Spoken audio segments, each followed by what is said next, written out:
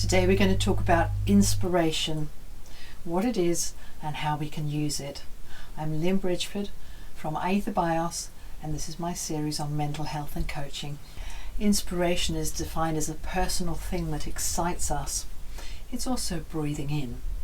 So when we inspire, we take the breath in, expire, the breath comes out.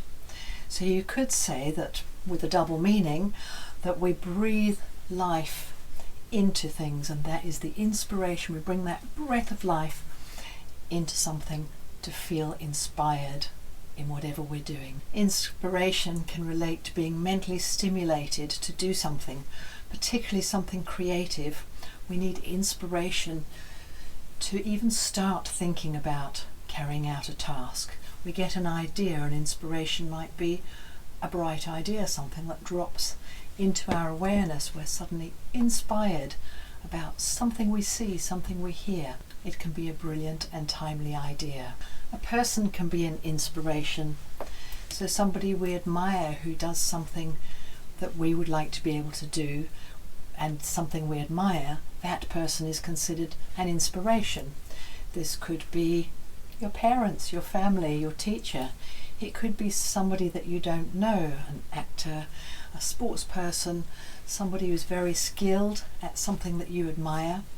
They can be an inspiration to help you be inspired in your life. Being an inspiration could also be that you handle something tricky really well, and that is an inspiration to other people. When people admire you, they may consider you an inspiration to them.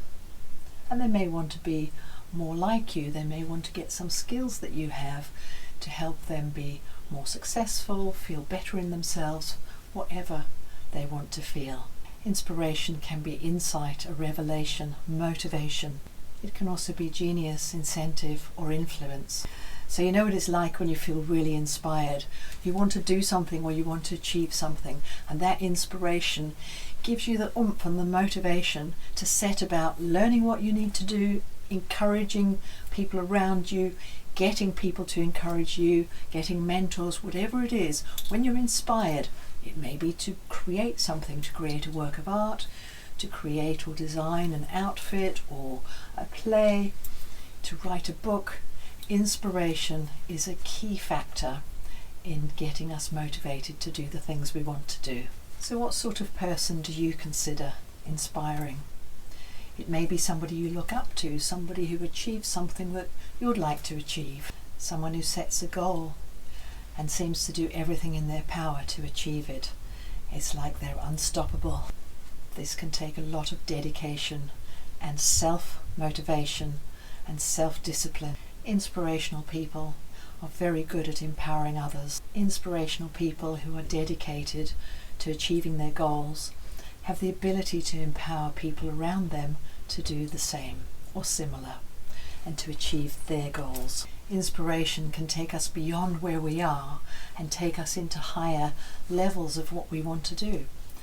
And inspiration can just be something that gets us moving in the day, because there's something we want to do, and there's a little spark that's happened, or a promise of something, or a thought that inspires us to get up and do it. Inspiration can transform us from apathy into action, and it can help us achieve our goals and find that we are capable of way more than we ever thought possible. As humans, we can be very inspired by encouragement, by that pat on the back. You're doing great, keep going, you're making a difference, what you're doing is really important. What you said really made me feel better. The way you were around that situation meant a lot to me, it touched my heart. All these things that people may say can give us inspiration to carry on. Words of appreciation and recognition. So who inspires you? Artists, actors, sports people, historians, mathematicians, scientists, parents, friends. Have a think about the people that inspire you and how and why you feel inspired by these people. What do you do to get inspired? Do you use a vision board? Do you get up and go out of the house?